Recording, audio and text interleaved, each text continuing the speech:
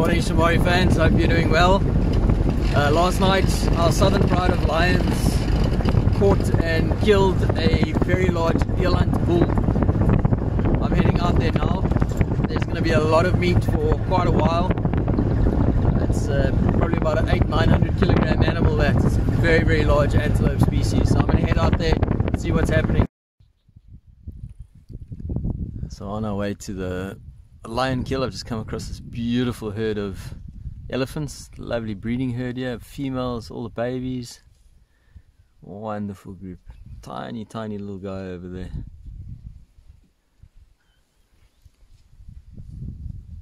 I think an incredible fact about elephants is at birth, baby elephants can weigh 100 to 120 kilograms.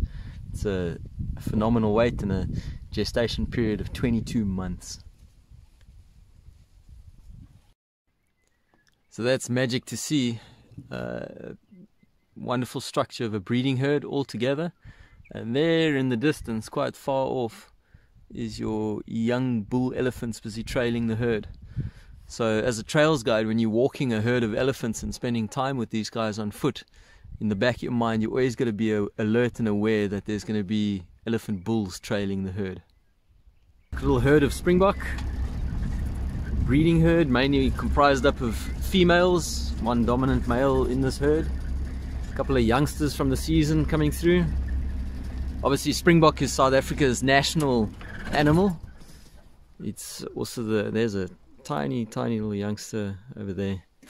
Springbok also our national emblem for our rugby team. I'm not going to make too many jokes about South African rugby team beating their main predator. We'll leave that for a different day.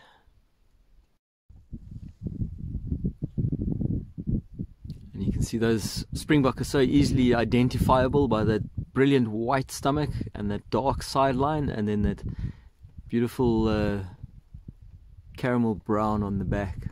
They also have that little dorsal crest as they walk by, from the base of their tail up their back. You can see that little dorsal crest on that one over there quite nicely. So easily identifiable features for springbok.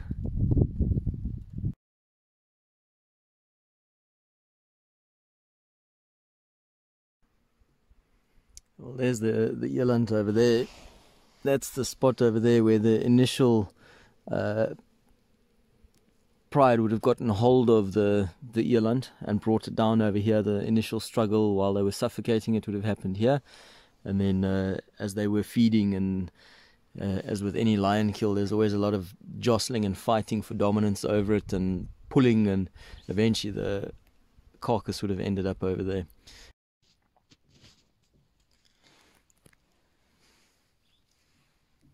You see how big that eland is that they've taken down. Most of the lions have gorged themselves with so much food that they have just literally passed out. There's one youngster over there, and I'm going to drive around to see if we can find the rest of the pride, which we've heard some snoring. So about 30-40 meters away from the kill here is the whole rest of the pride busy sleeping up in the shade, and they have some very, very full bellies.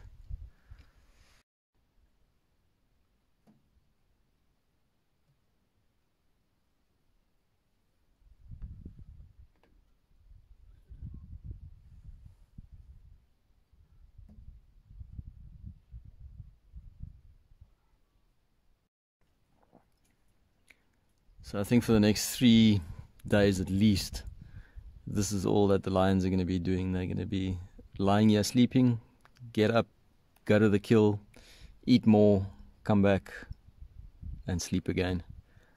They are incredibly full, and it's the same as humans. When you have a really, really big meal, you just get uncomfortable. You want to try and get into the most comfortable position possible for your stomach, try and get digestion to take place, and sleep it off. And they're just going to be doing this repeatedly over the next 3-4 days while there's still meat on that carcass.